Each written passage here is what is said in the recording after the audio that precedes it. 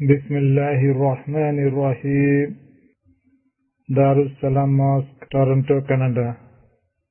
Friday after 26th Taraweeh, 26th of September 2008. Iman is not necessary to earn dunya. Stress of Talaq. The bayan is presented by Hazrat Maulana Mufti Saeed Ahmed Palanpuri Sahib Damat Barakatuhu. Alhamdulillah.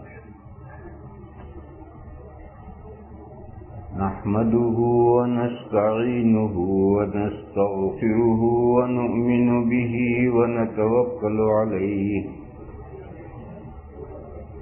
ونعوذ بالله من شرور أنفسنا ومن سيئات أعمالنا من يهده الله فلا مضل له ومن يضلله فلا هادي له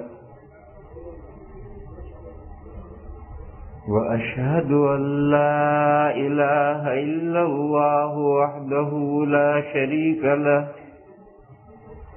وأشهد أن سيدنا ومولانا وحبيبنا وشفيعنا محمدا عبده ورسوله أرسله إلى الناس كافة بشيرا ونذيرا وداعيا إلى الله بإذنه وسراجا منيرا صلى الله تعالى عليه وعلى آله وصحبه وبارك وسلم تسليما كثيرا كثيرا.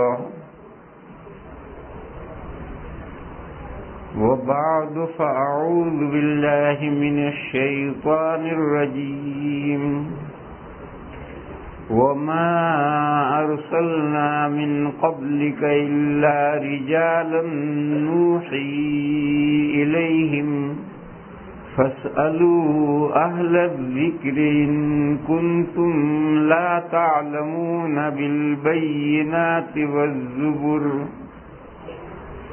وأنزلنا إليك الذكر لتبين للناس ما نزل إليهم ولعلهم يتفكرون. صدق الله مولانا العظیم. بزرگوں اور بھائیوں، یہ وہی آیت پاک ہے جو کل پڑھی تھی. اللہ پاک ارشاد فرماتے ہیں، اور نہیں بھیجا ہم نے آپ سے پہلے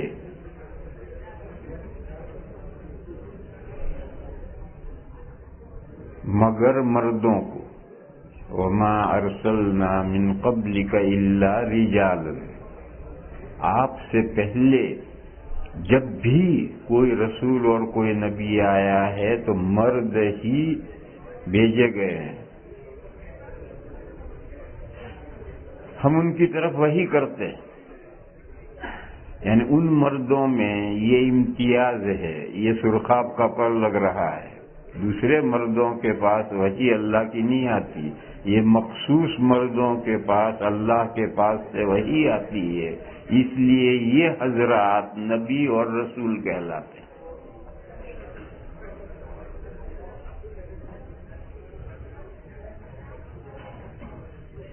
نبی چھوٹے درجے کے حضرات ہیں، رسول بڑے درجے کے حضرات ہیں. جیسے مولوی چھوٹے درجے کا حضرت ہے اور مفتی بڑے درجے کا حضرت ہے. جو مفتی ہوگا وہ مولوی ضرور ہوگا، مولوی بنے بغیر مفتی نہیں بن سکتا. لیکن ہر مولوی کے لیے مفتی ہونا ضروری نہیں ہے، اس کا الگ کورس ہے، اس نے کیا ہے تو مفتی ہے، ورنہ صرف مولوی ہے. اسی طرح سے نبی نیچے کا مرتبہ ہے اور رسول اوپر کا مرتبہ ہے. اور جو بھی رسول ہے وہ نبی ضرور ہے، نبی ہوئے بغیر رسول نہیں ہو سکتا، لیکن ہر نبی کے لیے رسول ہونا ضروری نہیں ہے، یہ نیچے کا مرتبہ ہے، اوپر کا مرتبہ ہے رسول کا۔ رسول وہ انسان ہے جس کو اللہ نے نئی کتاب اور نئی شریعت دی ہو، جس کو اللہ نے نئی کتاب دی، نئی شریعت دی۔ دین ایک ہے، تمام نبیوں کا دین ایک ہے، آدم علیہ السلام سے لے کر سرکار مدینہ تک سب کا دین ایک ہے، اور وہ دین ہے ان الدین عند اللہ الاسلام۔ لیکن شریعتیں، پگڈندیاں، راہیں، کانسٹیٹیوشن الگ الگ دیے گئے ہیں، زمانوں کے اعتبار سے اور قوموں کے حالات کا لحاظ کر کے دستور اور قوانین الگ الگ دیے گئے ہیں، شریعتیں الگ الگ ہیں۔ اور یہی الگ الگ شریعتیں دینے کے لیے الگ الگ کتابیں اتارنی پڑی۔ بند شروع میں قرآن شریف اتار دیتے، وہ قیامت تک چلتا رہا، نہیں، زمانے بدلے، قومیں بدلی، احوال بدلے تو قوانین بدلے، اس لیے نئی نئی کتابیں دی گئی۔ تو جس شخصیت کو نئی کتاب اور نئی شریعت دی گئی، دین نہیں، دین تو سب کا ایک ہے، وہ رسول ہے۔ پھر دیکھو میرے بھائیوں، کتابیں بھی اور شریعتیں بھی بالکل 100% ایک دوسرے سے الگ الگ نہیں ہوتی کبھی بھی، کچھ احکام میں تبدیلی ہوتی ہے۔ جو قانون اللہ کے یہاں سے آیا ہے، زمانے اور قوموں کے بدلنے سے کچھ احکام بدلیں گے، ساری شریعت نہیں بدل جائے گی۔ اسی طریقے سے جو کتابیں ہیں، ان کتابوں کا بھی یہی حال ہے کہ پچھلی کتابوں کے سارے مضامین اگلی کتابوں میں نہیں بدل جائیں گے۔ اسی لیے انجیل شریف تورات کی سپلیمنٹری کتاب تھی، اس کا ضمیمہ تھا، اور آج بھی یہودی انجیل کو نہیں مانتے، مگر ہولی بائبل میں وہ بھی انجیل چھاپتے ہیں۔ ہولی بائبل جو ان کی ہے، یہودی انجیل نہیں مانتے، عیسیٰ علیہ السلام کو ہی نہیں مانتے۔ عیسیٰ علیہ السلام کو کہتے ہیں یہ کانا دجال تھا، ہم نے قتل کر دی۔ تو جو عیسیٰ علیہ السلام کو نہ مانے، ان کی کتاب کیسے مانے گا؟ مگر تورات میں، بائبل میں آج بھی انجیل ساتھ میں ہے۔ کیوں؟ یہ کتاب اس کی سپلیمنٹری تھی، اس کا حصہ تھا۔ اور قرآن کریم پچھلی تمام کتابوں کی سپلیمنٹری ہے۔ قرآن میں جگہ جگہ پر کہا گیا ہے کہ یہ کتاب مہیمنن علی الکتب، تمام پچھلی کتابوں کے مضامین کی نگہداشت کرنے والی کتاب ہے۔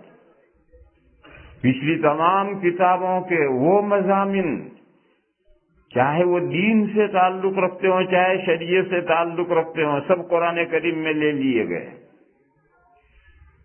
جگہ جگہ پر اس کا تذکرہ ہے۔ مثلا آج ہی سورت پڑھی، إِنَّ هَذَا لَفِي الصُّحُفِ الْأُولَى صُحُفِ إِبْرَاهِيمَ وَمُوسَى۔ اوپر پوری سورہ اعلیٰ میں جتنے مضامین ہیں، ان تمام مضامین کے بارے میں آخر میں کہا کہ یہ مضامین پچھلی کتابوں میں سے نقل کیے گئے ہیں۔ یہ سب مضامین قرآن میں نئے نہیں ہیں، اس سے پہلے پچھلی کتابوں میں یہ مضامین نازل کیے جا چکے ہیں۔ کون سی پچھلی کتابیں؟ موسیٰ علیہ السلام کی کتابیں اور ابراہیم علیہ السلام کی کتاب۔ موسیٰ علیہ السلام کی کتاب تورات ہے، تورات کے 5 کتابوں کا مجموعہ تورات ہے۔ جیسے قرآن پاک 114 سورتوں کا مجموعہ ہے، قرآن پاک 114 سورتوں کا مجموعہ ہے۔ اور کل آیت کریمہ پڑھی جائے گی، لم یکن الذین کفروا من اہل الکتاب والمشرکین منفکین حتی تأتیہم البینہ رسولا من اللہ یتلو صحفا مطہرۃ۔ صحف جمع آئی ہے کہ زمانہ اتنا ڈینجر آ گیا تھا کہ اب جب تک آفتاب نبوت طلوع نہ کرے نہ مشرکین اپنے طریقے سے باز آنے والے تھے، نہ پیپل آف بکس یہود و نصارہ اپنے طریقے سے ہٹنے والے تھے۔ گھٹا ٹوپ اندھیرا چھا گیا تھا۔ ضروری تھا کہ واضح دلیل لوگوں کے سامنے آئے تو اپنی غلط روشوں سے لوگ ہٹیں گے، اس کے بغیر نہیں ہٹیں گے۔ واضح دلیل کیا ہے؟ رسولاً، ایک بہت بڑا رسول آئے، اور وہ بھی خالی ہاتھ نہ آئے۔ یتلو صحفا مطہرۃ، وہ پاکیزہ صحیفے پڑھتا ہوا آئے۔ اتر کر ہیرا سے سوئے قوم آیا، اتر کر ہیرا سے سوئے قوم آیا۔ ہیرا غار ہے، وہاں سے اتر کر قوم کی طرف آیا، اتر کر ہیرا سے سوئے قوم آیا۔ اور ایک کیا؟ ایک نسخے کیمیا ساتھ لایا۔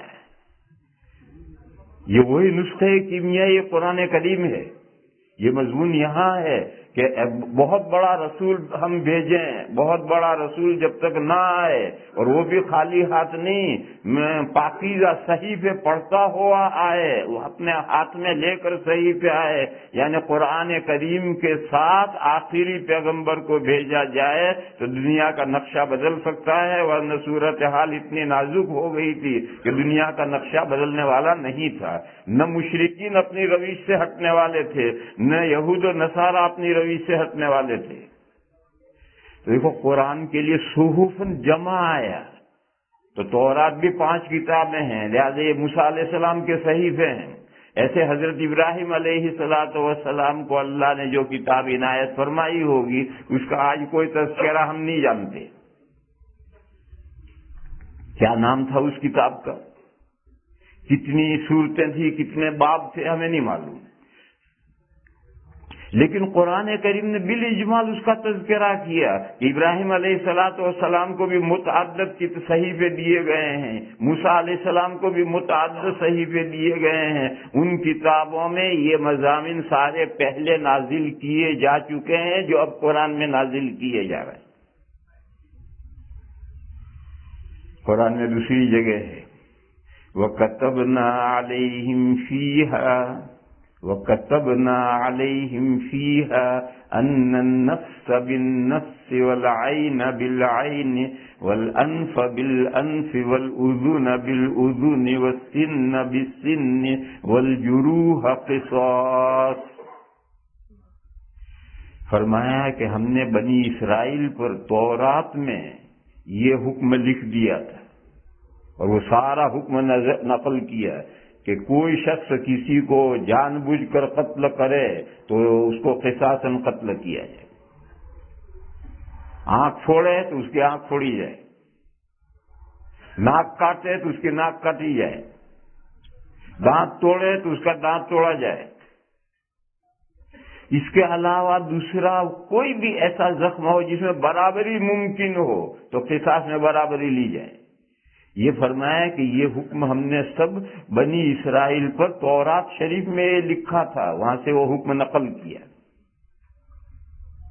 اور ہماری شریعت میں یہی حکم ہے۔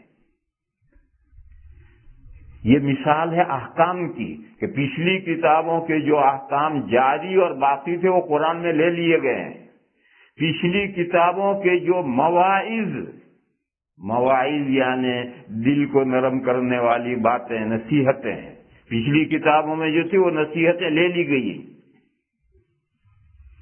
قرآن کریم میں ہے وَلَقَدْ كَتَبْنَا فِي الزَّبُورِ مِن بَعْدِ الذِّكْرِ أَنَّ الْأَرْضَ يَرِثُهَا عِبَادِيَ الصَّالِحُونَ إِنَّ فِي هَذَا لَبَلَاغًا لِقَوْمٍ عَابِدِينَ وَمَا أَرْسَلْنَاكَ إِلَّا رَحْمَةً لِلْعَالَمِينَ۔ فرمایا کہ ہم نے زبور میں پہلے کافی نصیحتیں کرنے کے بعد یہ مضمون وہاں لکھا ہے زبور میں، زبور شریف کا حوالہ دے رہا قرآن میں دیا جا رہا ہے، وَلَقَدْ كَتَبْنَا فِي الزَّبُورِ مِن بَعْدِ الذِّكْرِ. کیا لکھا ہے؟ یہ دنیا ہر کسی کو مل سکتی ہے، اللہ کے دوست کو بھی مل سکتی ہے، اللہ کے دشمن کو بھی مل سکتی ہے، بلکہ اللہ کے دشمنوں کو زیادہ ملتی ہے. قرآن کریم میں ہے وَلَوْلَا أَن يَكُونَ النَّاسُ أُمَّةً وَاحِدَةً لَجَعَلْنَا لِمَن يَكْفُرُ بِالرَّحْمَنِ لِبُيُوتِهِمْ سُقُفًا مِّن فِضَّةٍ وَمَعَارِجَ عَلَيْهَا يَظْهَرُونَ وَلِأَبْوَابِهِمْ وَلِبُيُوتِهِمْ سورہ زخرف میں ہے کہ ایک معنی ہے لوگ ایک ہی راستے پر پڑ جائیں گے. یہ اندیشہ اور خطرہ نہ ہوتا تو جو بھی رحمان کا انکار کرے، اس کے گھروں کی چھتیں سلور کی، سیڑھیاں اسٹیر، دروازے سونے کے، بس رحمان کا انکار کرو اور مال کا ڈھیر لگ گئے. کیوں؟ دنیا میں چند روز کے لیے دینا ہے، دے دو.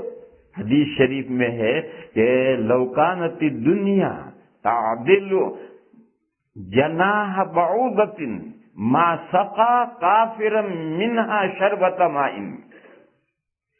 اگر اس دنیا کی پوزیشن، حیثیت، ویلیو اللہ کے نزدیک مچھر کے پر جتنی ہوتی تو کسی کافر کو ایک گھونٹ پانی نہ دیتے. مگر اسی کو حیثیت ہی نہیں اللہ کے ہیں، اس لیے لے کافر جتنا کھانا ہو کھا، چند دن کھائے گا، کہاں تک کھائے گا، پھر آگے جہنم ہے.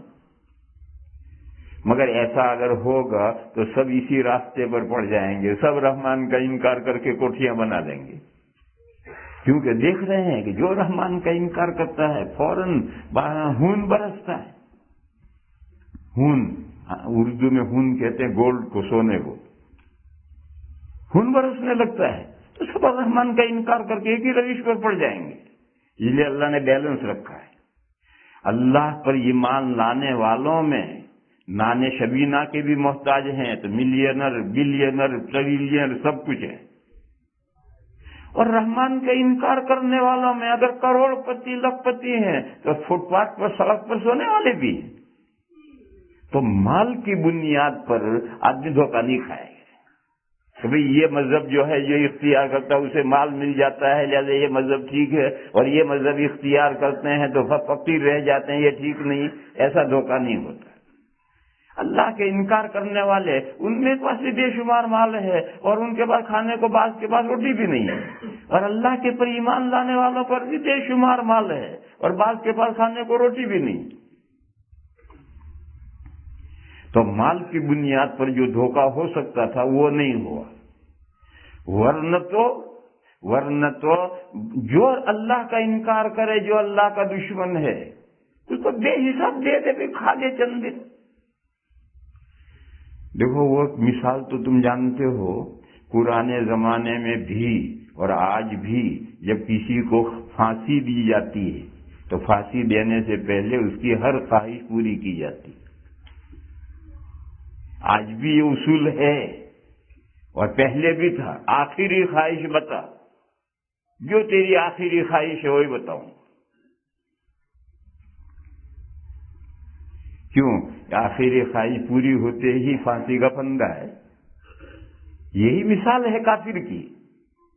یہ دنیا کی جو زندگی اس کی آخری خواہش، آگے جہنم کا پھندا ہے. کر لے پوری اپنی ہر خواہش. اس لیے میرے بھائیوں، دنیا تو اللہ تعالیٰ اپنی حکمت پیش نظر رکھ کر سب کو دیتے ہیں کم و بیش. اس میں مومن اور کافر کا کوئی امتیاز نہیں برتا جاتا. لیکن جنت کی سرزمین کافر کے لیے نہیں. جنت کی سرزمین کافر کے لیے نہیں، مومن کے لیے. اور یہ مضمون قرآن کریم میں پہلی مرتبہ نہیں اتارا گیا.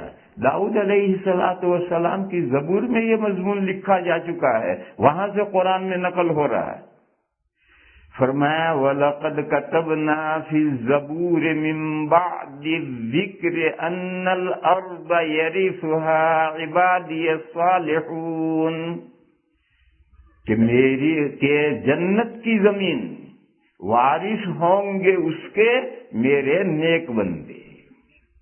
صرف مومن ہی نہیں، مومن کے ساتھ جو نیک مومنین ہیں وہ اس کے وارث ہوں گے، اور جو گنہگار مومن ہیں وہ بھی ہوں گے وارث. مگر ان کا تذکرہ چھوڑ دیا. جو اعلیٰ فرض تھا اس کا تذکرہ کیا. میں ایک مثال دوں، اس سے سمجھو، یہ بہت اہم مضمون ہے. بنی اسرائیل پر، بنی اسرائیل نہیں، بنی اسرائیل میں تو عیسائی بھی آتے ہیں، یہود پر سنیچر کا دن محترم قرار دیا گیا تھا اور وہ اس دن کوئی کام نہیں کر سکتے. آج بھی یہود کے یہاں یہی ہے. اگر بتی آف ہے تو بٹن آن نہیں کر سکتے سنیچر میں. کسی کو سڑک پر سے کسی کو بلا کر لائیں گے کہ ذرا بٹن آن کر دے. وہ سیٹرڈے کو کوئی کام نہیں کر سکتے ان کی شریعت میں. ایک جماعت سمندر کے کنارے رہتی تھی اور مچھیرے تھے، مچھلیاں پکڑتے تھے، اسی پر گزارا کرتے تھے. اللہ نے ان کا امتحان کیا. سنیچر کے دن اتنی اوپر مچھلیاں آ جاتی تھی کہ ہاتھ سے پکڑ لو، بے شمار مچھلیاں، اور اتنی قریب اوپر آ جاتی کہ ہاتھ سے پکڑ لو. اور بقیہ 6 دن کانٹا ڈال کر کے صبح سے دوپہر تک اتنی مچھلی پکڑی جاتی. اب 6 دن تو مچھلیاں نظر ہی نہیں آتی، پتہ نہیں کہاں ہالیڈے کرنے چلی جاتی. اور سنیچر جب ممنوع ہے تو شرعاً اوپر دکھ رہی. اب اتوار سنیچر کو کوئی چیز پکڑ بھی نہیں سکتے، تو انہوں نے کیا کیا، سمندر سے دور بڑے بڑے حوض بنا لیے اور سمندر اور اس حوض کے درمیان میں نالی کر دی. وہ نالی جمعہ کو، فرائیڈے کو کھول دی.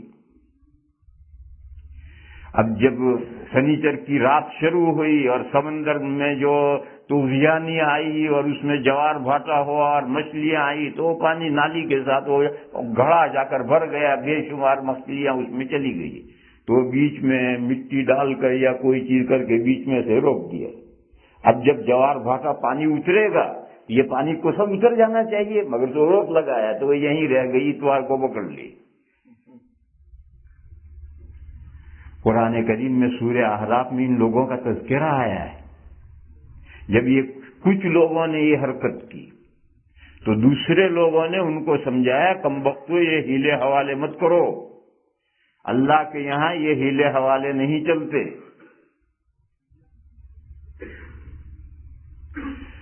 تو تیسری جماعت تھی، اس نے ان سے کہا، ارے ان کے پیچھے کیوں مغز پچی کرتے ہو، یہ تو ماننے والی قوم نہیں، ہلاک ہوگی. کیوں ان کے پیچھے پڑے ہو، کیوں سمجھاتے ان نالائقوں کو. لم تعظون قوما اللہ مہلکہم.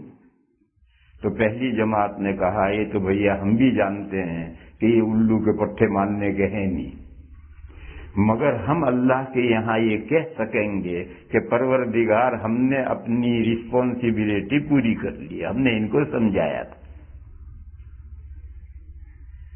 اور دوسرا ایک 0% احتمال ہے کوئی مان لے، ایسا محال تو نہیں ہے کوئی بھی نہ مانے. 0% احتمال ہے کوئی مان لے. چلو کوئی نہیں مانے گا تو ہم اللہ کے یہاں معذرت کریں گے کہ خدایا ہم نے اپنی ذمہ داری پوری کر لی. 3 جماعتیں ہوئی. ایک نے یہ ہیلے کر کے مچھلیاں پکڑی، ایک نے انہیں سمجھایا کہ تم غلط کر رہے ہو، ایک خاموش رہی. نہ اس نے مچھلیاں پکڑی نہ ان کا ہاتھ پکڑا. یہ کیا کر رہے ہو نالائقو. پھر قرآن کہتا ہے کہ پھر اللہ کا عذاب آیا. اس اللہ کے عذاب میں یہ جو مچھلی پکڑنے والے تھے وہ تو تباہ ہوئے، سور بندر خنزیر بنا دیے گئے. اور یہ سور بندر خنزیر بنانے کو یہودیوں نے عید بنا رکھا ہے. ہر سال یہ دن ڈے مناتے ہیں اور باقاعدہ بندر خنزیر کتے بنتے ہیں اور 4 ہاتھوں پر پیروں پر لندن کی سڑکوں پر چلتے ہیں. جو اللہ نے ان کو سزا دی تھی انہوں نے اس کو فنکشن بنا رکھا ہے اب. اور وہ لوگ جنہوں نے ان کے پیچھے محنت کی تھی اور روکا تھا، اللہ نے ان کو نجات عطا فرمائی۔ اور وہ بیچ کی جو جماعت تھی جس نے مچھلیاں پکڑی بھی نہیں تھی اور ان کو روکا بھی نہیں تھا، ان کا کیا انجام ہوا؟ قرآن نے ان کا انجام چھوڑ دیا، نہیں بیان کیا۔ اسی طرح سے یہاں دو ہیں، ایک ہے مومنین صالحین، ایک مومنین گنہگار اور ایک کافر۔ تو جنت کی زمین کافروں کی تو ہے نہیں، اور فرمایا جو نیک بندے ہیں میرے وہ وارث بنیں گے۔ تو وہ جو گنہگار مومن بندے ہیں ان کا کیا ہوگا؟ ان کا تذکرہ چھوڑ دیا، جیسے وہاں چھوڑ دیا ایسے یہاں بھی چھوڑ دیا ہے۔ کیوں چھوڑ دیا ہے؟ وہ جو تیسری جماعت تھی جنہوں نے مچھلیاں پکڑی بھی نہیں تھی اور گناہ کرنے والوں کا ہاتھ بھی نہیں پکڑا تھا، ان کا طریقہ قابل اقتدا نہیں ہے، فالو کے قابل ان کا طریقہ نہیں ہے، اس لیے ان کا تذکرہ ہی چھوڑ دیا۔ قابل اقتدا کس کا طریقہ ہے؟ یہ تیسری جماعت جنہوں نے ان کا ہاتھ پکڑا تھا، ان کو منع کیا تھا، ان کو روکا تھا، ان کے پیچھے محنت کی تھی کہ دادا کو کیا کر رہے ہو، یہ وہ بندے ہیں جن کا فالو کرنا چاہیے ہمیں، ان کو نجات ملی۔ اور وہ تو گنہگار تھے جو کودتے کتے بلی سور بنے، اور وہ جو بیچ کی جماعت ہے ان کا طریقہ فالو کے قابل نہیں۔ قرآن کریم میں ایک آیت ہے، یا ایھا الذین آمنوا لا یضرکم من ضل اذا اہتدیتم، اے وہ لوگوں جو ایمان لائے ہو، تمہیں کچھ نقصان نہیں پہنچائیں گے وہ لوگ جو گمراہ ہوئے اگر تم ہدایت پر ہو۔ یا ایھا الذین آمنوا لا علیکم انفسکم، اے وہ لوگوں جو ایمان لائے ہو اپنی فکر کرو۔ علیکم انفسکم لا یضرکم من ضل اذا اہتدیتم، جو گمراہ ہوئے ان کی گمراہی سے تمہیں کوئی ضرر نہیں پہنچے گا اگر تم ہدایت پر ہو۔ حضرت ابو بکر صدیق علیہ الرحمہ نے صحابہ سے کہا، اس آیت کو آپ لوگ پڑھتے ہو اور غلط سمجھتے ہو۔ صدیق اکبر نے کہا، اس آیت کو تم لوگ پڑھتے ہو اور غلط سمجھتے ہو، میں نے نبی پاک صلی اللہ تعالی علیہ وسلم سے سنا ہے کہ اگر لوگ ظالم کا ہاتھ نہیں پکڑیں گے تو اس کی ظلم کی وجہ سے جو عذاب آئے گا وہ سب پر آئے گا، کوئی بچے گا نہیں۔ فرمایا میں نے حضور سے سنا ہے کہ اگر لوگ ظالم کا ہاتھ نہیں پکڑیں گے تو اس کی ظلم کی وجہ سے جو عذاب آئے گا وہ سب پر آئے گا، کوئی نہیں بچے گا۔ بس حضرت صدیق اکبر کی یہ حدیث ہے، حضور نے یہ فرمایا، آیت پاک یہ ہے، لہذا مسئلہ یہ ہوا کہ لوگ اپنی والے پورے جتن کوششیں اور محنتیں کر لیں برائی کرنے والوں کو روکنے پر، اور اس کے بعد بھی وہ نہ مانیں تو ان کا کوئی ضرر نہیں۔ اپنے آپ کو سنبھال لو، کوئی عذاب آئے گا ان پر آئے گا، اللہ تعالیٰ ان کو بچا لیں گے، ان کا کوئی ضرر نہیں۔ لیکن اگر ان کو برائیوں سے روکنے کی محنت نہیں کی ہے تو ان کے عذاب میں آئیں گے۔ قرآن کریم میں ہے، وَاتَّقُوا فِتْنَةً لَا تُصِيبَنَّ الَّذِينَ ظَلَمُوا مِنكُمْ خَاصَّةً، بچو اس آزمائش سے، اس عذاب سے جو تم میں سے صرف ظالموں کو نہیں پہنچے گا وہ عذاب، جب وہ عذاب آئے گا تو سب اس کی لپیٹ میں آئیں گے۔ حضرت عائشہ صدیقہ رضی اللہ تعالی عنہا نے ایک موقع پر پوچھا، اسی مضمون چل رہا تھا کہ عذاب جب اللہ کا آتا ہے کوئی نہیں بچتا۔ حضرت عائشہ نے پوچھا کہ یا رسول اللہ بستی میں جو نیک لوگ ہیں، حضور نے فرمایا وہ بھی عذاب میں مبتلا ہو جاتے ہیں، البتہ قیامت کے دن وہ اللہ کے نیک بندے ہیں، مگر دنیا میں جب عذاب آتا ہے اس عذاب میں نیک بندے بھی شامل ہوتے ہیں، وہ پکڑے جاتے ہیں۔ لیکن اگر وہ اپنی والی محنتیں اور کوششیں پوری کر لیں اور پھر لوگ نہ مانے تو پھر وہی پکڑے جائیں گے، دنیا میں بھی آخرت میں، یہ دنیا میں بھی بچا لیے جائیں گے، آخرت میں بھی بچا لیے جائیں گے۔ معلوم ہوا کہ فالو ہمیں کن کا کرنا چاہیے؟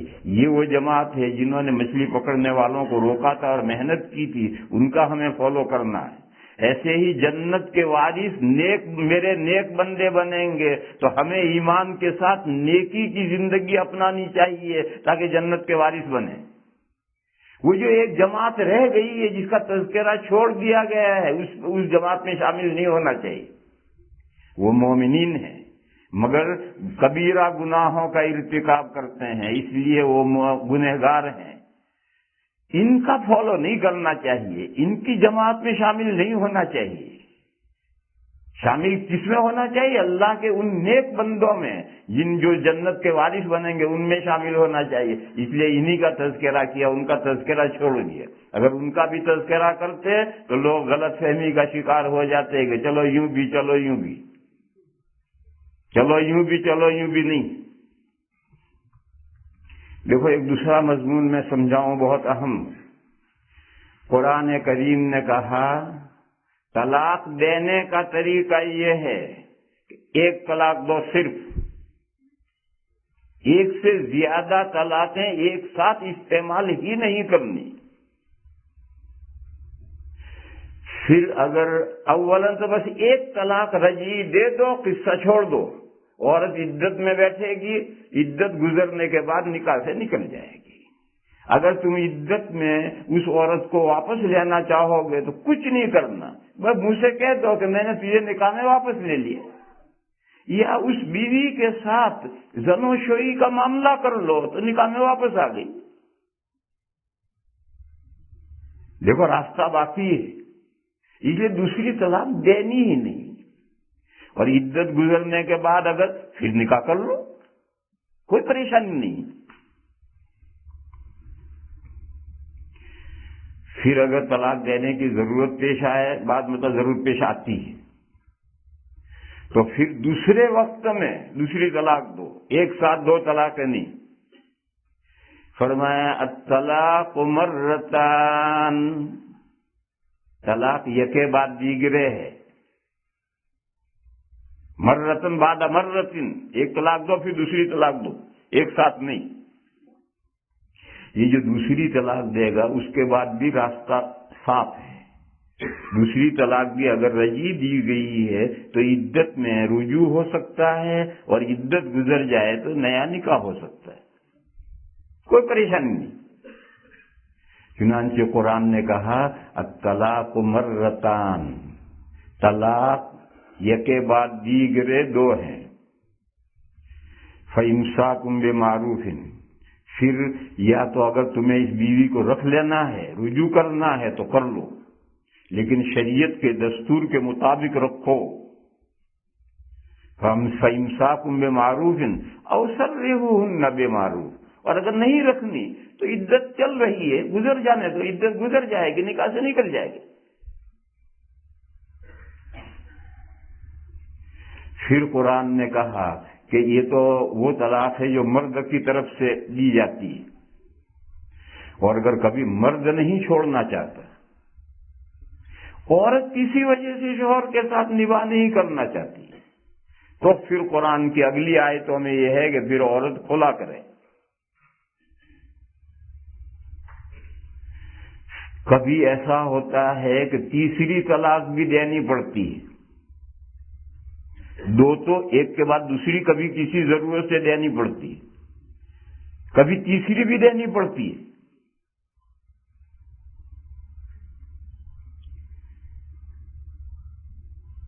حضور کے زمانے میں ایک واقعہ پیش آیا تھا، ایک صحابی نے اپنی بیوی حضرت فاطمہ بنت قیس کو ایک طلاق دے دی۔ سب خاندان والے دوا ڈالا اور پیچھے پڑ گئے کہ نہیں اس کو رجوع کرو، بہرحال رجوع کر لیا، نکاح میں لے لی۔ اب یہ جو ایک طلاق دے کر رجوع کیا ہے تو وہ ایک طلاق اکاؤنٹ میں ہے، اب شوہر دو ہی طلاق دینے کا مالک ہے۔ پھر نباہ نہیں ہوا تو انہوں نے پھر ایک طلاق دے دی، پھر سارے خاندان والے پیچھے پڑے، دباؤ ڈالا کہ اس کو دوبارہ نکاح میں لے لو، رجوع کر لو، انہوں نے لے لیے۔ یہ جو دوسری طلاق ہے جسے رجوع کر لیا یہ بھی اکاؤنٹ میں ہے. اب شوہر ایک ہی طلاق دینے کا مالک ہے فقط، پھر نباہ نہیں ہوا. تو انہوں نے سوچا کہ اس سے پیچھا چھوڑا لینا ہی بہتر ہے. تو وہ یمن نکل گئے. یمن میں حضرت علی قاضی بن کر گئے تھے تو ان کے پاس چلے گئے اور اپنے چچا زاد بھائی کے پاس میں 10 قفیز گیہوں اور 10 قفیز جو رکھے اور کہا کہ یمن سے میں طلاق بھیجوں گا تیسری، تو وہ تیسری طلاق بیوی کو پہنچانا اور یہ عدت کا خرچہ پہنچانا. چنانچہ وہ وہاں سے خط آیا تو چچا زاد بھائی نے وہ خط لکھ دیا کہ تمہارے شوہر نے تمہیں تیسری طلاق بھیجی ہے اور لو یہ عدت کا خرچ. تو اب کس سے لڑے؟ تو بھاگ گئے باربیڈوس. تو گھر میں ماں اور بہنیں تھے ان کی لڑائی. پھر یہ قصہ حضور کے پاس آیا تو حضور نے کہا کہ جو تمہیں عزت کا خرچہ دیا ہے شوہر نے اتنا ہی تمہارا حق ہے، اس سے زیادہ حق نہیں ہے. اور پھر حضور نے ایک دوسرے گھر میں ان کے خاندان کے ایک آدمی تھے ان کے گھر میں عزت گزارنے کے لیے کہا. ابھی پردے کا احکام حجاب کے احکام نازل نہیں ہوئے، اس سے پہلے.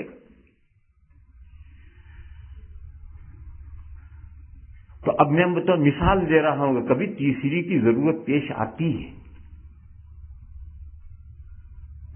تو قرآن نے کہا کہ اگر تیسری طلاق یوز کر لی فَإِن طَلَّقَهَا فَلَا تَحِلُّ لَهُ حَتَّى تَنْكِحَ زَوْجًا غَيْرَهُ.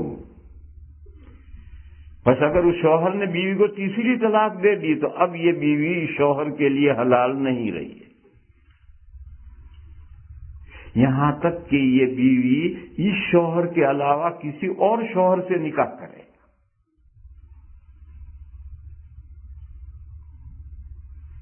اور وہ دوسرا شوہر کچھ نہ کچھ صحبت کر کے مر جائے یا طلاق دے تو وہ عورت عدت کے بعد پہلے شوہر کی طرف آ سکتی ہے ورنہ نہیں آ سکتی.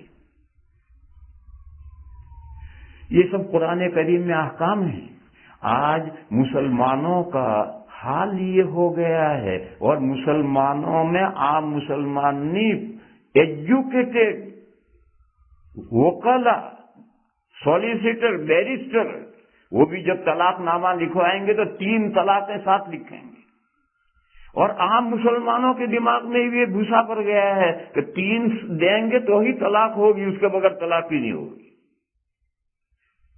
چنانچہ کوئی شخص ایک فیل نہیں کرتا، 3 فیل ایک ساتھ کرتا ہے اور پھر اوڑھنی اوڑھ کر روتا ہے ہائے میں مر گیا، ہائے میں مر گیا.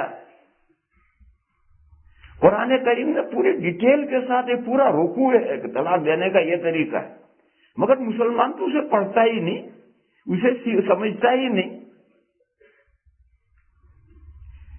اب مسئلہ کھڑا ہوا کہ اگر کوئی ایک ساتھ 2 طلاقیں دے دے یا 3 طلاقیں دے دے ایک ساتھ تو طلاق ایک ہی پڑے گی یا 2 پڑیں گی، 3 پڑیں گی.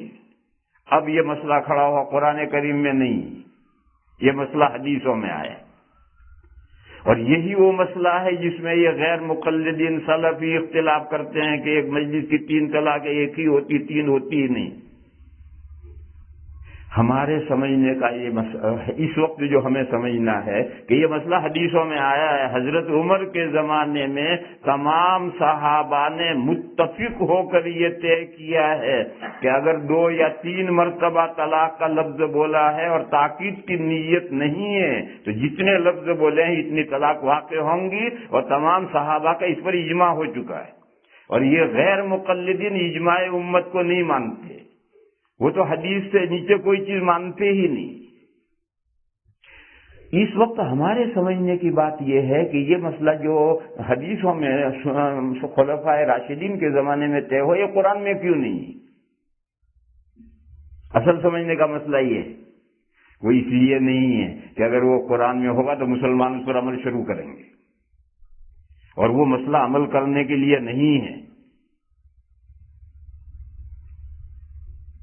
جیسے حالت حیض میں طلاق دینا ممنوع ہے،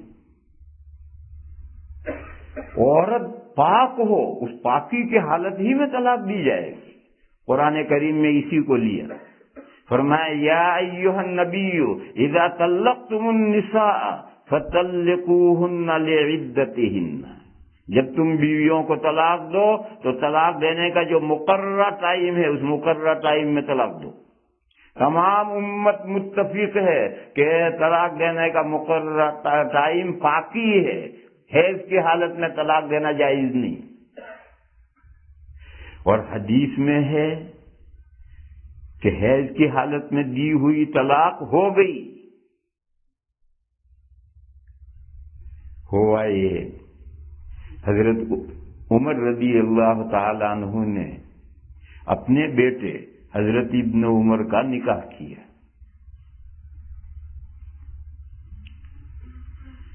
بیوی سے ان کو اتنا تعلق ہو گیا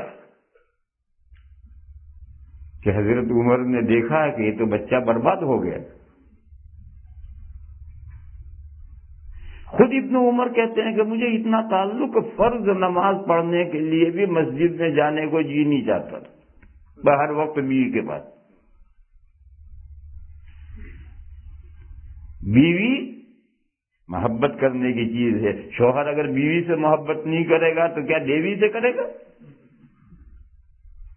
بیوی محبت کرنے کی چیز ہے اور شوہر بھی محبت کرنے کی چیز ہے. بیوی اگر شوہر سے محبت نہیں کرے گی تو کس سے محبت کرے گی؟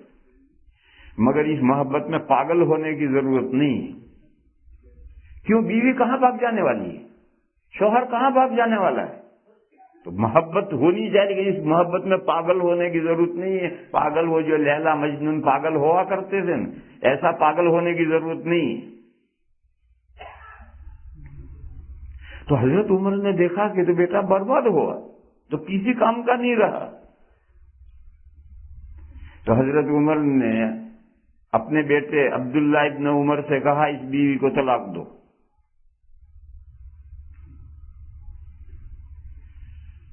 تو کچھ نہیں بولے، آ کر کے رہ گئے اور سیدھے حضور کے پاس پہنچے، کیونکہ اس وقت ہر مرض کا علاج حضور تھے.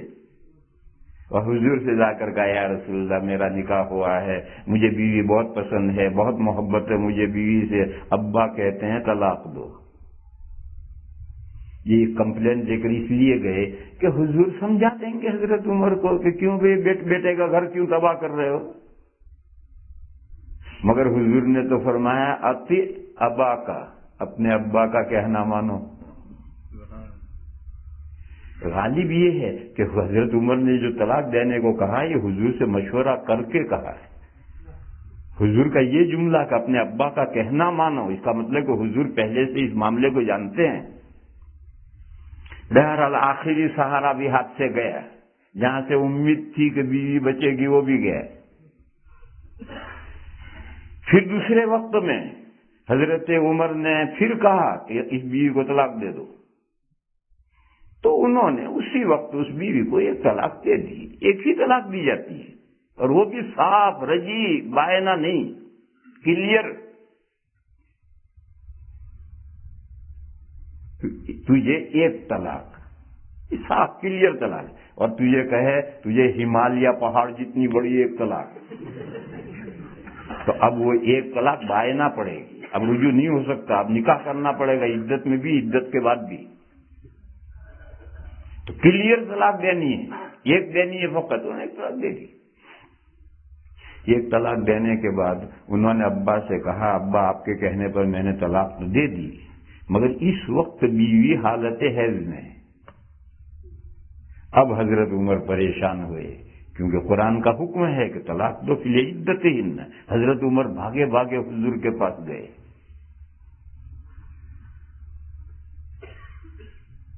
یہاں طالب علم ایک سوال کرتے ہیں کہ یہ بات حضرت ابن عمر نے بیوی کو طلاق دینے کے بعد ابا سے کیوں کہی کہ اس وقت بیوی حالت حیض میں ہے؟ یہ بات پہلے کہتے،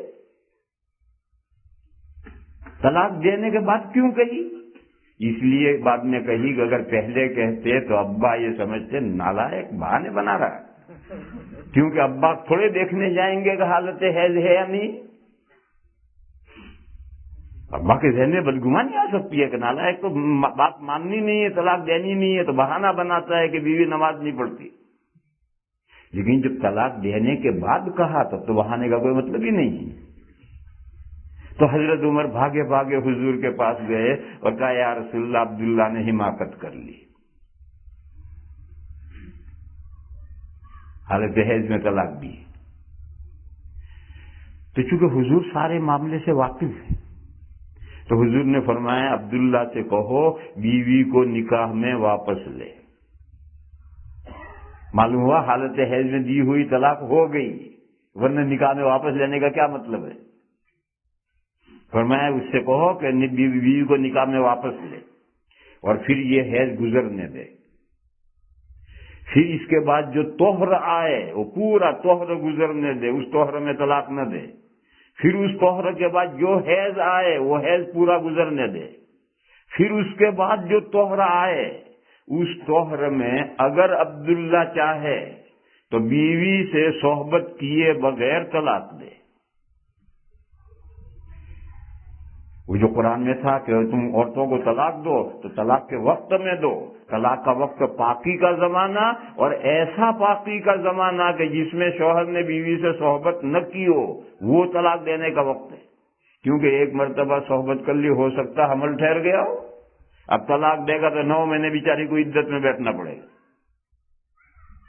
اس لیے جس طہر میں طلاق دینی ہے اس طہر میں شوہر نے بیوی سے فائدہ نہ اٹھایا ہو. تو حضور نے فرمایا کہ یہ حیض گزرے پھر طہر گزرے پھر حیض گزرے پھر طہر میں اگر عبداللہ چاہے تو بیوی سے صحبت کیے بغیر طلاق دے. مجھے تو اس واقعے میں صرف اتنا بتلانا تھا کہ حضور نے فرمایا اس سے کہو بیوی کو نکاح میں واپس لے. معلوم ہوا حالت حیض کی دی ہوئی طلاق ہو جاتی ہے. کوئی کہے قرآن میں اس کا ذکر کیوں نہیں؟ قرآن میں اس لیے نہیں کہ اگر قرآن میں اس کا تذکرہ کیا جائے تو پھر مسلمان یہ عمل شروع کر دیں گے. اس لیے قرآن میں تو کہا فَطَلِّقُوهُنَّ لِعِدَّتِهِنَّ، طلاق دینے کا جو بہترین طریقہ تھا اسی کا قرآن میں تذکرہ آیا، اور یہ دوسری صورت یہ حدیثوں میں آئی. پھر کیا ہوا؟ پھر یہ ہوا کہ حیض کا زمانہ گزر گیا، اگلا طہر آیا. کم از کم 15-20 دن طہر ہوتا ہے، 20-25 دن. وہ 20-25 دن کے جو تعلقات میاں بیوی کے درمیان میں رہے وہ ابا نے دیکھے اور ابا کی سمجھ میں آ گیا کہ اب اس بیوی کو الگ کرانے کی ضرورت نہیں ہے، معاملہ اعتدال میں آ گیا ہے. سخت گرم پانی پر برف ڈالو، ٹھنڈا پانی ڈالو تو نیم گرم وجود میں آ جاتا ہے. ری ایکشن جب ہوتا ہے تو اعتدال پیدا ہو جاتا ہے. تو وہ سخت محبت پر جو ایک دم طلاق دینی پڑی، اس سے ری ایکشن ہوا اور محبت میں اعتدال پیدا ہو گیا. چنانچہ حضرت عمر نے خود ہی منع کر دیا بیٹے کو کہ اب اس بیوی کو طلاق دینے کی کوئی ضرورت نہیں، اور وہ آخر تک حضرت کے نکاح میں رہی. تو میں تو اصل یہ مضمون سمجھا رہا تھا کہ کچھ احکام ایسے ہیں جس پر عمل کرنا چاہیے، وہ تو قرآن میں ہوں گے، اور کچھ یہ کہ ان کو عمل نہیں کرنا چاہیے، لیکن اگر عمل کریں تو یہ حکم ہوگا، وہ حدیثوں میں جائیں گے. اور حدیثوں میں نہیں جائیں گے تو صحابہ کے زمانے میں وہ مسائل طے ہوں گے، صحابہ کے زمانے میں طے نہیں ہوں گے تو مجتہدین کے زمانے میں جا کر طے ہوں گے. تو اسی طریقے پر 2 یا زائد طلاقیں ایک ہی مجلس میں ایک ہی ساتھ دینے کا ذکر قرآن میں نہیں. کیوں؟ وہ عمل کرنے کی طریقہ ہے ہی نہیں. عمل کا طریقہ ہے کہ ایک طلاق دو، رجی دو، بس قصہ ختم.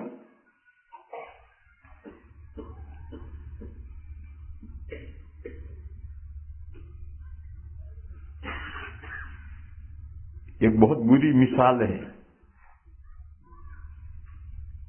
اور کھانا کھانا ہے تو ایک ہی پلیٹ کھاؤ. کسی وجہ سے بھوک سے مر رہا ہے، کوئی چیز کھانے کو نہیں ہے، پکانا کھانا ہے تو ایک ہی پلیٹ کھانا. کم وقت 3 پلیٹیں کیوں اڑاتا ہے؟ یہاں رک کر ایک مسئلہ اور حل کر لو. اس ملک میں ایک سوال ہوتا ہے کہ مرد ہی کو طلاق دینے کا کیوں حق ہے، عورت کو طلاق دینے کا کیوں حق نہیں ہے؟ حق اس کے لیے آپ لوگ کہتے ہیں رائٹ. تو میرے بھائیوں اسے سمجھو طلاق کوئی رائٹ نہیں ہے, یہ تو ایمرجنسی ایگزٹ ہے. طلاق کوئی رائٹ نہیں ہے, یہ تو ایمرجنسی ایگزٹ ہے. گھر میں آگ لگی تو کہیں بھاگ کر نکلنا تو ہے, کیا اندر بھنو گے؟ بھاگنا ہے تو ایمرجنسی ایگزٹ رکھی جاتی ہے. چنانچہ ہمارے یہاں الحمدللہ کسی گھر میں آگ لگتی نہیں تو ایمرجنسی ایگزٹ بھی نہیں. ہمارے دیوبند 1.5 لاکھ کا قصبہ ہے. پولیس اسٹیشن پر ایک ایمبولینس کا, ایک فائر بریگیڈ کی گاڑی کھڑی ہے, 35 سال سے میں دیکھا ہوں وہیں کھڑی ہے. کیوں؟ سب مکان اینٹوں کے, پتھر کے, مٹی کے ہیں. آگ لگی تو یہیں لگ کر ختم ہو گئی.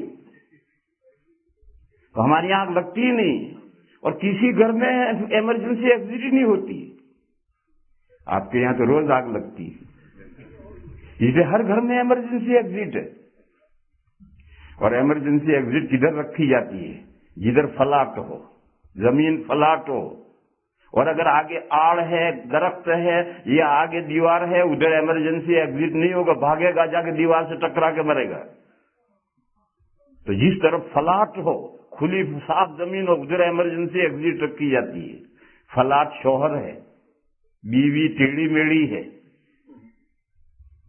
بی شوہر, تو فلاٹ یہ ہے اس کو اللہ نے کچھ سوچنے سمجھنے کی صلاحیت زیادہ دی ہے, اس لیے گواہیوں میں 1 مرد اور عورتیں 2. اس لیے عورتوں کا معاملہ عورتوں کے ہاتھ میں نہیں دیا, ان کا معاملہ قاضی کے ہاتھ میں دیا کہ اگر عورت طلاق دینا چاہتی ہے تو قاضی کے پاس جائے. حضور کے زمانے میں ایک فیملی میں لڑائی ہوئی, رات میں شوہر نے بیوی کی پٹائی کر ڈالی. خیر بات ختم ہوئی. فجر کی نماز پڑھنے کے لیے دونوں حضور کی مسجد میں آئے, مسجد نبوی میں. بیوی بھی شوہر بھی دونوں ساتھ ساتھ آئے نماز پڑھنے. حضور کے کئی مکان تھے, تو صحابہ یاد رکھتے تھے کہ حضور کون سے گھر میں سے نکلے, اسی گھر میں فجر پڑھا کے جاتے تھے. تو اگر حضور سے کچھ کہنا ہو تو وہاں دروازے پر لوگ کھڑے ہو جاتے تھے. جب حضور گھر میں جاتے تھے تو کہتے تھے. جب حضور نماز پڑھا کر گھر میں جانے لگے تو ایک عورت کھڑی. حضور نے پوچھا کیا بات ہے؟ اس نے کہا یا رسول اللہ لا انا ولا ثابت, میں ثابت کے ساتھ اب نہیں رہنا چاہتی. اپنے شوہر کا نام لیا کہ لا انا ولا ثابت, میں اس کے ساتھ نہیں رہنا چاہتی. تو حضور نے کسی سے کہا کبھی آواز دو ثابت کو, وہ بھی مسجد میں ہے. آواز دی گئی, وہ آئے, آ کر کھڑے ہوئے. حضور نے سارا رات میں لڑائی ہوئی, انہوں نے مارا اور ہاتھ بھی ٹوٹ گیا. خود ممکن تھا حضور کو ایسا جملہ فرماتے کہ ان کے دلوں کا بوجھ اتر جاتا ہے, مگر شوہر نے جلد بازی کی اور اس نے کہا یا رسول اللہ میں نے ان کو مہر میں کھجور کا ایک باغ دیا ہے. تو عورت نے پھٹ سے کہا کہ آپ نے جو مجھے باغ دیا ہے اس میں ایک درخت بھی میں نے کم نہیں کیا, میں نے اور درخت لگائے ہیں, اور وہ باغ میں آپ کو واپس کرتی ہوں. حضور نے فرمایا 2 طلاق. وہیں کھڑے کھڑے طلاق دی, باغ واپس. یہی خلا ہوتا کہلاتا ہے. تو دیکھو حضرت سہلہ یا حضرت ربیع نہیں رہنا چاہتی شوہر کے ساتھ, تو قاضی کے پاس پہنچی, حضور کے پاس پہنچی, مسئلہ حضور حل کریں گے. اور شوہر کا معاملہ شوہر کے ہاتھ میں بھی ہے. کیوں؟ ادھر عقل و فہم میں کچھ زیادہ ہے. بعضا تو عورتوں سے بھی 4 ہاتھ نیچے ہوتا ہے, لیکن یہ عام بات نہیں. عام بات جو ہے موسٹلی مرد کی طرف عقل و فہم, سمجھنے سوچنے کی صلاحیت کچھ زیادہ ہے, جذباتیت کم ہوتی ہے. اور عورتوں میں بھی بعض عورتیں بڑی سمجھدار ہیں, ملک کی پوری حکومت چلاتی ہیں, مگر جو عمومی احوال ہے اس میں عورتیں جذباتی ہوتی ہیں اور نقد قدموں پر ایک دم فیصلہ کریں گے, سوچیں گے, سمجھیں گے نہیں. اس لیے عورتوں کا طلاق دینے کا حق قاضی کے ہاتھ میں دیا ہے کہ اگر عورت طلاق چاہتی ہے قاضی کے پاس جائے, وہ سنے گا سارا مقدمہ, وہ سمجھے گا تو دلوائے گا طلاق. اور شوہر کا معاملہ اس کے ہاتھ میں دیا. بہرحال آپ کے سمجھنے کی بات یہ ہے کہ یہ جو طلاق دینے کا حق، یہ حق لفظ ہی غلط ہے، یہ کوئی رائٹ نہیں ہے، یہ کوئی لڈو نہیں کہ کھاؤ اسے مزے لے لے کر، یہ تو ایمرجنسی ایگزٹ ہے۔ گھر میں آگ لگے، اس گھر میں آخر دونوں میاں بیوی زندگی بھر لڑتے ہی رہے، وہ کیا زندگی ہے؟ وہ تو جہنم کی زندگی ہے، اس سے نکلو۔ قرآن نے کہا وَإِن يَتَفَرَّقَا يُغْنِ اللَّهُ كُلًّا مِّن سَعَتِهِ، اگر میاں بیوی الگ ہو جائیں گے تو اللہ تعالیٰ ہر ایک کا مالک ہے، شوہر کو کوئی اچھی دے دے گا، عورت کو کوئی اچھا دے دے گا۔ زندگی پر جہنم گھر کو بنائے رکھنا یہ کوئی عقل مندی کی بات نہیں۔ اور اس معاملے میں یورپین اقوام اور عرب ہم سے آگے ہیں، اور ہم جو ایشین ہیں وہ تو ہم گویا طلاق کو حرام کر دیا ہم نے کہ بس لٹکے ہی رہو، زندگی پر نہیں چھوڑوں گا نالائق کو۔ ابھی تو بھی تو پھنسا رہے گا، اس نالائق کو نہیں چھوڑے گا، تو بھی تو نالائق بنے گا۔ یہ خامخواہ کہ ہم ایشینوں میں ضد ہے۔ قرآن کریم پڑھو، قرآن کریم کیا کہتا ہے؟ تمہاری سکون کی زندگی رہو، نہیں تو الگ ہو جاؤ، تمہیں کوئی اور ملے گا، اس کو کوئی اور ملے گا۔ تو پہلی بات ذہن میں رکھنے کی یہ ہے کہ یہ کوئی رائٹ سے نہیں ہے، یہ ایمرجنسی ایگزٹ ہے۔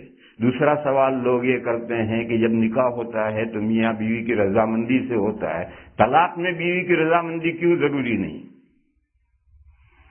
نکاح جب دونوں کی رضامندی سے ہوتا ہے تو نکاح ڈیزولو ہو تو دونوں کی رضامندی سے ڈیزولو ہونا چاہیے۔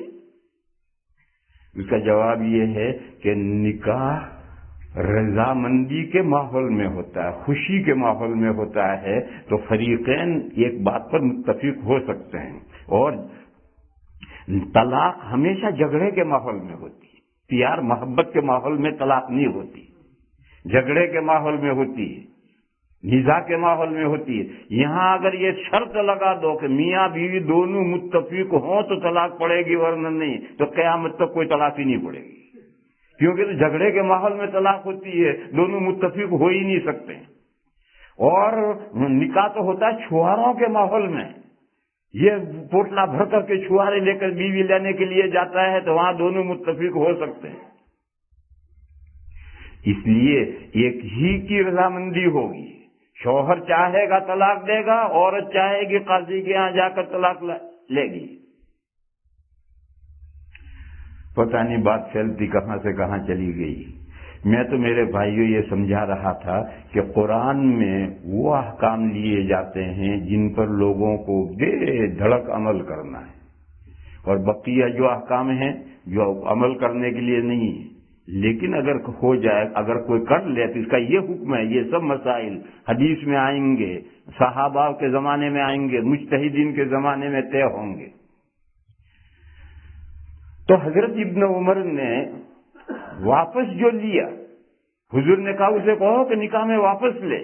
یہ نکاح میں واپس لینا دلیل ہے کہ طلاق پڑ گئی، مگر حالت حیض میں طلاق دینی نہیں چاہیے۔ اسی طرح سے 2 یا 3 طلاقیں ایک ساتھ دینی نہیں چاہیے۔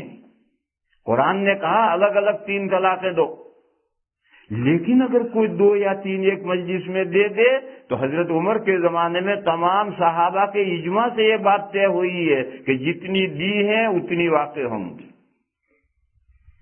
ایک شخص آیا حضرت ابن عباس کے پاس، اس نے کہا حضرت میں نے اپنی بیوی کو 100 طلاقیں دی اور میں اب اس بیوی کو رکھنا چاہتا ہوں۔ تو حضرت ابن عمر نے فرمایا استغفر اللہ۔ حضرت ابن عباس نے اس سے کہا کہ تو نے جو طلاقیں دی اس میں سے 3 تو تیری بیوی کو پڑی اور باقی 97 تیرے نامہ اعمال میں گناہ بن کر لکھ دی گئی، اور بھاگ یہاں سے دفع ہو، میں تیرے لیے کوئی گنجائش نہیں پاتا۔ چلا گیا۔ تو طالب علموں نے کہا کہ حضرت آپ کو معلوم نہیں ہے کہ حضور اور شیخین کے حضرت ابوبکر کے زمانے میں اور حضرت عمر کے شروع زمانے میں 3 طلاقیں ایک قرار دی جاتی تھی؟ تو حضرت ابن عباس نے کہا مجھے معلوم ہے۔ یہ روایت یہ غیر مقلدین لیے پھرتے ہیں۔ سوچنے کی بات یہ ہے کہ ابن عباس کو وہ معلوم ہے اور پھر ان سے کہا میں تیرے لیے کوئی گنجائش نہیں پاتا۔ لہذا یہ صورت اور حضور اور شیخین کے شروع زمانے تک جو تین کو ایک قرار دیا جاتا تھا اس کی صورت کوئی اور تھی اور یہ صورت کوئی اور ہے. ورنہ کیسے ہو سکتا ہے کہ قرآن میں، حدیث میں، شامی میں، فقہ میں ایک مسئلہ ہے، مفتی صاحب جانتے ہیں کہ شامی میں یہ لکھا ہے، بیچی زیور میں یہ لکھا ہے، اور پھر دوسرا فتویٰ دینے کیسے ہو جائے گا؟ وہ تو مفتی پاگل ہوگا. تو ابن عمر کہتے مجھے معلوم ہے. معلوم ہوا کہ وہ جو حضور کے زمانے میں، صدیق اکبر کے زمانے میں، حضرت عمر کے زمانے میں جو تین کو ایک قرار دیا جاتا تھا اس کی صورت تھی تاکید کی.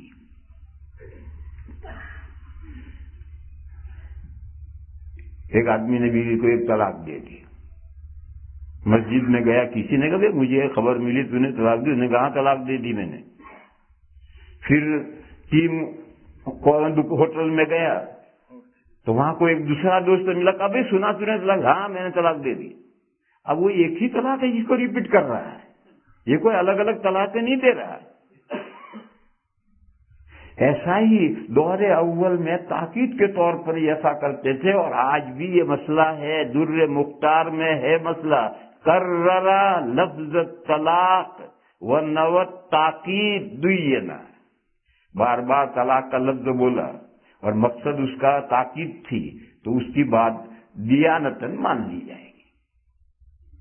لیکن حضرت عمر کے زمانے میں جو مسئلہ بدلا، وہ صحابہ کے درمیان میں یہ مسئلہ آیا کہ وہ معاملہ جس میں اللہ نے گنجائش رکھی تھی، اب لوگ اس میں جلد بازی سے کام لینے لگے.